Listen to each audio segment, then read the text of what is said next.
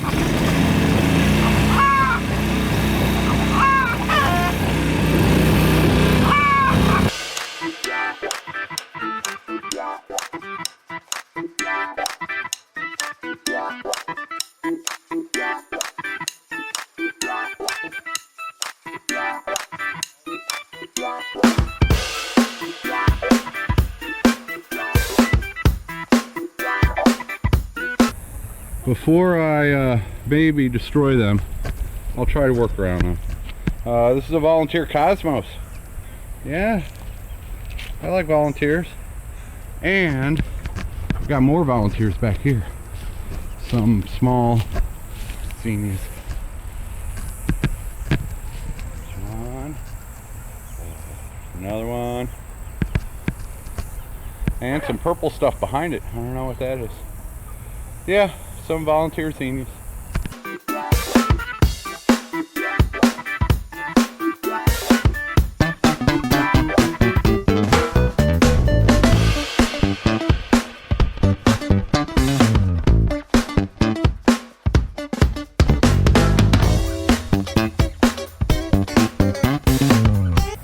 Good afternoon from Bobblehead Homestead. I am Jeff. Today is Saturday. Right now it's like 88 degrees and sunny. When I started working out there this morning, it was only 75. So at least I got part of it done in the cooler morning hours. Yeah, I'm having to do more weed eating. It's been a couple months since I've done around there, and I need to keep the electric fences working. So that needed to be done today. Bob was supervising, and he's decided to supervise me again since I came back outside. Yeah, I had to cool down. I had a nice lunch, a nice salad, and now I'm ready to go again, just not as hard. I've still got a little bit of trimming to do so I can put the fence back up, then let this flock out that has been locked up all day. That's one good thing about these hoop coops as compared to like the chickshaw, is I do not mind so much leaving them locked up for an entire day in the larger hoop coops.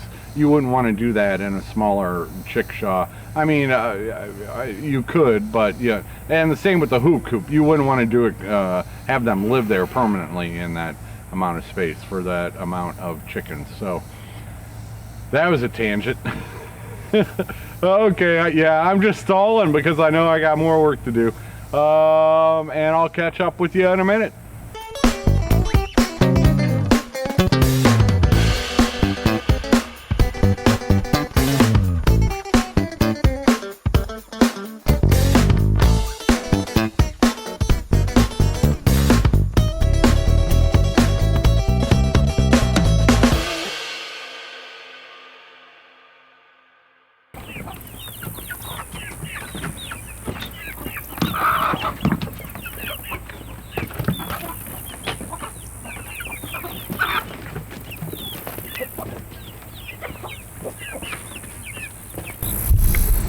Well, you know, if you didn't scratch all the feed out of the bowl, it would make it easier to get. Those are 4 production brown egg layers. That is a Whiting True Blue pullet. She should be laying any day. Same with all 3 of those are Whiting True Blue pullets that should be laying any day now. I'm waiting on your eggs, ladies. And there's another. I've got 4. The other one is little Mary Tyler Moore. She's a lavender one, but these 3 look like Private Benjamin. And then that's Daryl. That's Larry's brother, Daryl.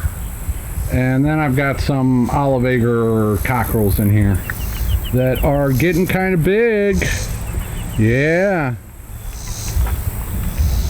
But are you guys happy now? I let you out, and these things eat a ton. The production brown egg layers, they eat a lot. Like double what my Whiting True Blues. Whiting True Blues are not as heavy eaters. That is for sure. There's Mary Tyler Moore Jr. Yeah, she's the 4th Whiting True Blue pullet. And I hope to get more like her. I really enjoy that coloring. And she has passed it on to some of the first generation olive eggers that I showed you earlier.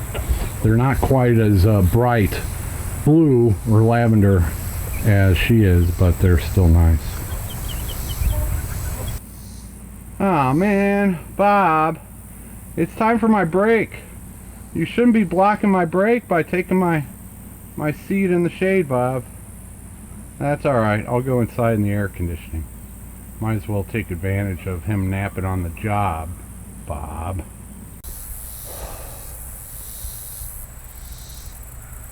I'm out here at the end of my driveway, and I'm showing you where number 2's last nest was. So one day, I don't know, a week ago, I was walking along and I saw an eggshell there. I'm like, what is this eggshell doing all the way out here? So I kept looking and I followed a trail of eggshells back into this little patch of weeds. So that's where number 2 was laying her eggs, and something got it. Probably that possum, that last possum that I caught. This was before I caught that last possum. So that's the last place that number 2 is laying her eggs. Right out here by the lane. I don't know where she's laying them right now, but she's not laying them in the coop. Good afternoon, 2.1. That's an eggshell. You know what that means? Yeah, you know what that means. I came out last night about midnight and 1 baby chick had hatched. Came out first thing this morning and there were 2 baby chicks, and I have not checked for any more baby chicks since. I came in here just to make sure none of them have fallen out of the nest. It's not that far to the ground, but I haven't tried to pick her up to see what's under there. So I'm gonna do that now if she doesn't take my hand off.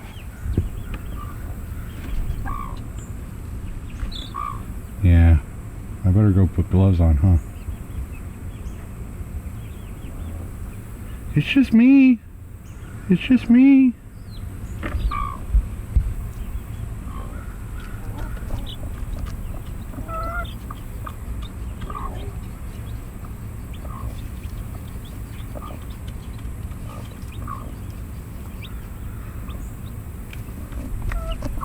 Number 2.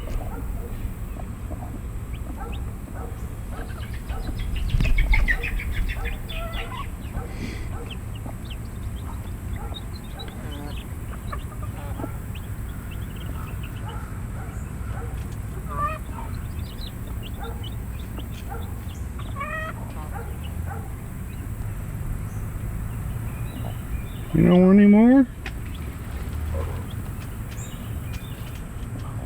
Hi, little baby.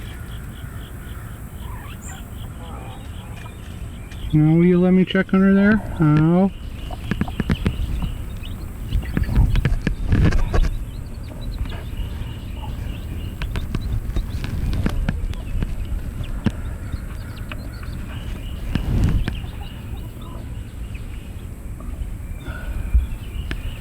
Yeah, that egg wasn't gonna hatch out from today. How many babies you got? Okay, a quick count before she got a hold of my pinky is 4. Looks like 4. Good job. Good job, 2.1. I'll be back in a little bit. It looks like another one is cracked, so we might have another one coming out too. Those eggs that are hatching are not her eggs. They come from this flock. That is Dragonberry, the Welsummer rooster. Yes, and then we have 3 first-generation olive eggers. The 2 lavender ones. That lavender one. And that lavender one. Those are older first-generation olive eggers. And then Mrs. B. Yeah, that's Mrs. B is also a first-generation olive egger. And then there are 5 of my 3rd generation olive eggers. So these 8 ladies are the layers of the eggs that are hatching, and I don't know which is which. I do not know which is which. This is kind of a, well, I can sit down and talk about it for a minute, but Dragonberry, you're a daddy again, and some of you 8 ladies or moms. Am I going to get some more babies that look like you with little muffs going on? Or am I going to get some that look like you with the nice lavender? Are you with the nice lavender? Probably not, right, Dragonberry? Most of them are going to look like the Welsummers.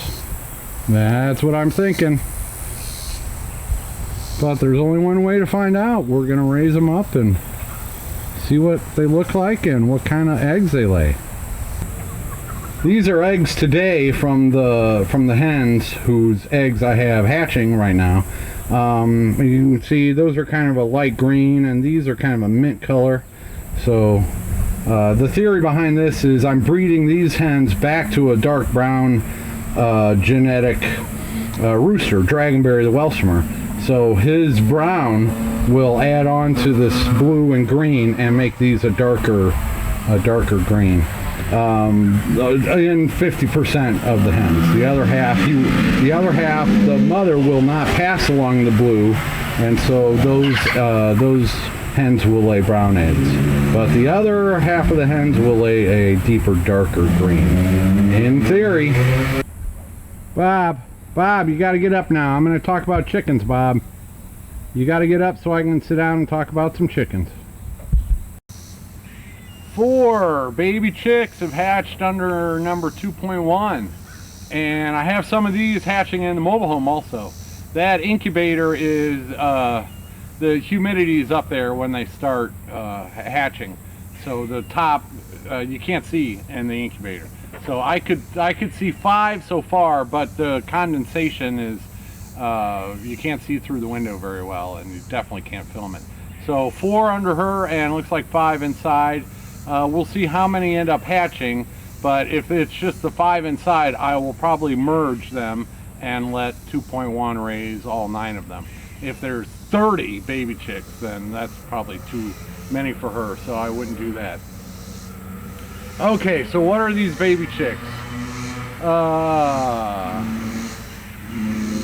Mini bike. People have fun out in the country. Those are olive eggers. The mothers are 1st generation and 3rd generation, so that means these babies are 2nd and 4th generation. My 4th generation of olive eggers that I have bred here. That's very interesting. Long story short on that, I don't know which is which, because they're all in the same flock. I don't know who's laying which egg, so I put them all together. This is kind of a I don't know, a test batch for me, although it's not. Anyway, long story short, half of the girls from those baby chicks will lay a brown egg, but the other half will lay a darker green or a darker olive egg, in theory. So my plans with these are to raise them up until they start laying eggs. The boys would go towards my personal food system, But the girls I was going to raise up until they start laying eggs, and then I'll know who's laying brown and who's laying the dark olive. And then at that time I can make those available. If I don't want to, I'll probably hang on to some of them. I don't know. We'll see. We'll just see.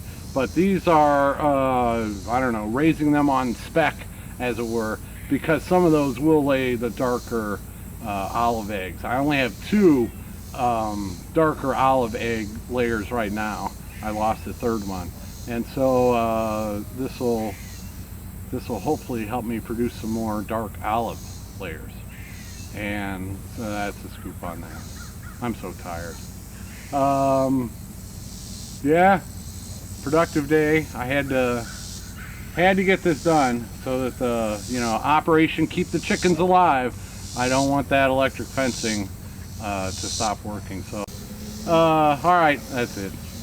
I hope you took it more easy on your Saturday than I did. But it's like 4:30, 5 o'clock maybe, and I can be done for the day. And I wish I had one of those mini bags right now. That'd be kind of fun. Now I wish I had a bulldozer. Yeah, I wouldn't have to do so much weed eating if I had a bulldozer. Thanks for watching. Thanks for sticking with me through this mess. And take it easy, everybody. Number 2, what are you doing up there? We already had our little photo shoot today. Yeah, we did. Let's take a look at number 2's photo shoot from earlier today.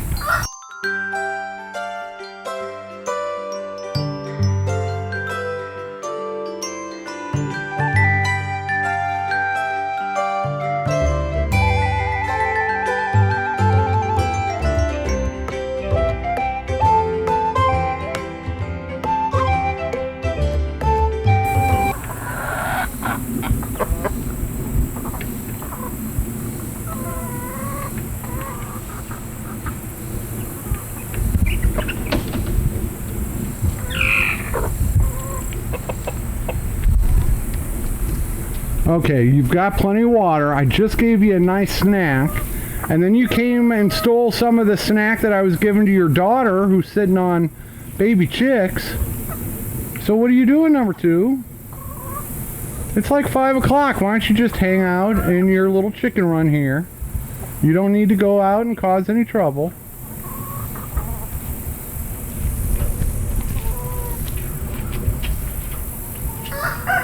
Number 2.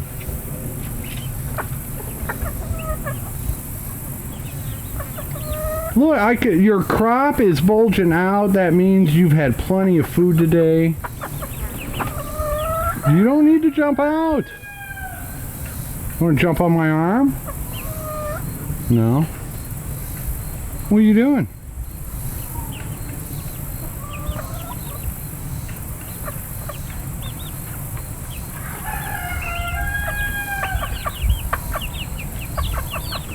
What are you doing?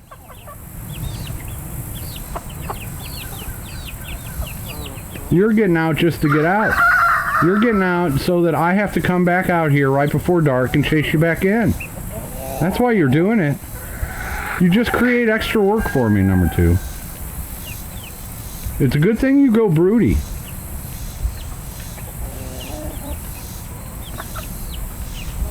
All right. Don't let me get in your way. Go on. Fly away.